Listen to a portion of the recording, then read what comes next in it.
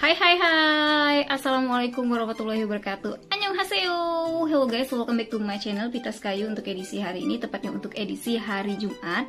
Saatnya Mbak Pita berbagi informasi dan tips yang pastinya bermanfaat untuk kita semuanya. Seperti apa? Kita langsung aja ke videonya. Informasi yang pertama nih guys ya, Mbak Pita akan membahas tentang perbedaan antara loose powder dengan compact powder. Jadi banyak sekali orang yang nanya, Mbak Pita, perbedaan antara loose powder itu dengan compact powder itu apa gitu ya.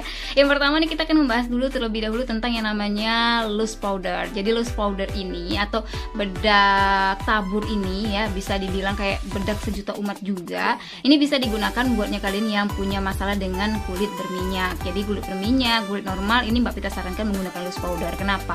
Karena ternyata loose powder ini lebih menahan minyak di wajahnya kita. Jadi kalau misalnya mengurangi atau bisa menghilangkan juga nggak terlalu ya, tapi untuk menahan minyak yang keluar di wajahnya kita itu bisa menggunakan loose powder. Dan biasanya karena minyaknya ini tertahan di wajahnya kita, maka membuat make up kita itu lebih tahan lama dan flawless gitu teman-teman. Jadi itu kalau loose powder. Nah, Mbak Pita pakai loose powder darinya SE12 yang matte cover natural loose powder. Jadi bentuknya seperti ini, dia lebih besar juga di bagian bawahnya.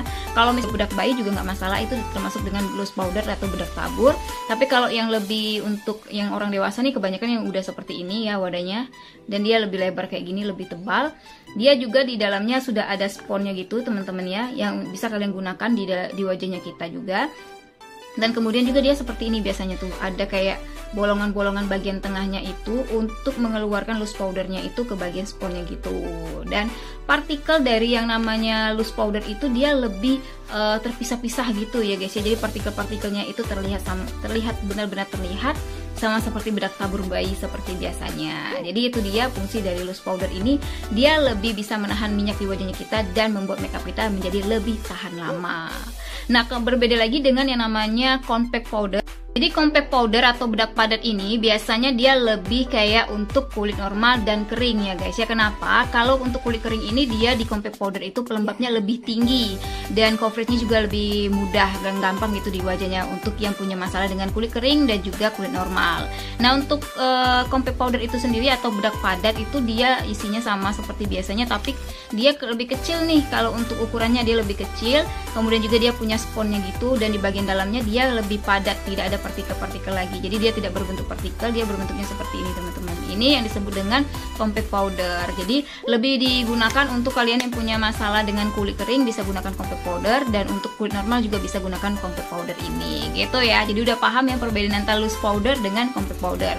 Untuk informasi yang kedua, kita akan membahas tentang yang namanya organ tubuh di dalam tubuhnya kita ya. Organ yang ada di dalam tubuhnya kita, kapan sih dia waktunya bekerja dan kapan waktu istirahatnya.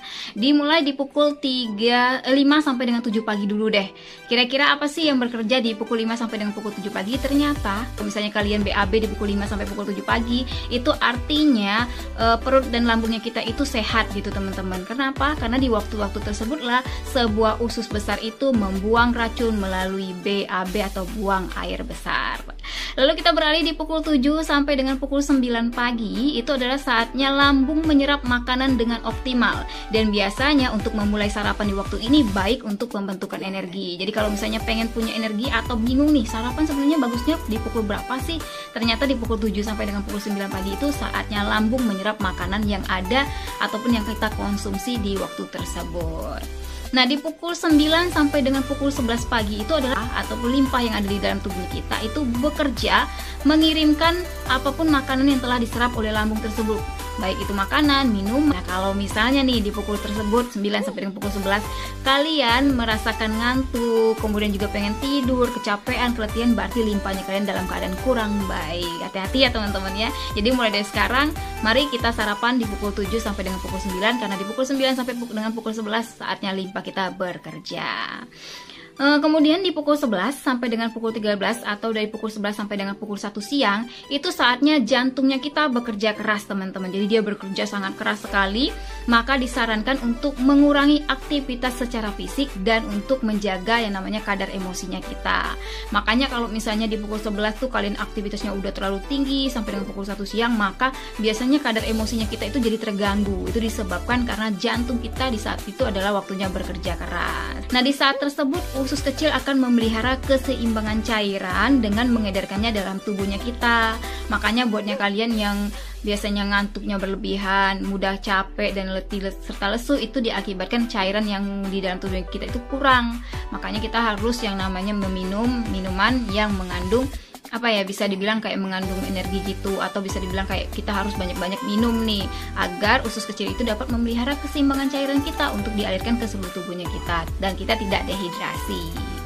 Di pukul 5 sore atau pukul 17 sampai dengan pukul 7 malam atau pukul 19 itu saatnya ginjal menyaring racun untuk dibuang. Jadi waktu-waktu tersebut, misalnya di pukul 5 sampai dengan pukul 7 kalian pengen pipis terus-menerus atau pengen kayak buang air kecil gitu ya, itu wajar aja dikarenakan itu tadi ginjal menyaring racun untuk dibuang. Tapi nggak harus kayak 1 menit pipis, 1 menit lagi pipis, nggak juga guys, itu berarti ginjalnya udah rusak juga gitu. Jadi kalian harus tahu bahwa di pukul 5 sampai pukul 7 itu memang ginjal kita lagi beraktivitas. Jadi kalau pengen pipis itu masih wajar, tapi dalam keadaan wajar juga gitu teman-teman. Di pukul 11 sampai dengan pukul 3 pagi nih buat kalian yang sering begadang, hati-hati ya, karena ternyata di pukul 11 sampai dengan 3 pagi ini saatnya hati melakukan aktivitas pembuangan racun. Nah, biasanya berhentilah beraktivitas dan pergilah tidur agar dia lebih maksimal. Karena kalau misalnya kalian juga tetap matanya masih melek gitu ya, masih begadang, nah itu biasanya racunnya bukannya hilang, maka dia akan bertambah karena dia bekerjanya juga harus ekstra gitu teman-teman.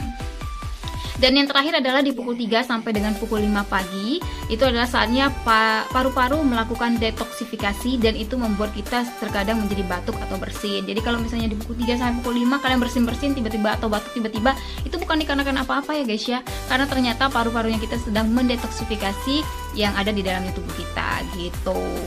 Nah, semoga informasi kali ini bermanfaat. Terima kasih buat yang sudah menyaksikan video yang ada di channel YouTube Pitas Kayu, dan sampai jumpa lagi. Wassalamualaikum warahmatullahi wabarakatuh. See you next time and dadah. Bye-bye.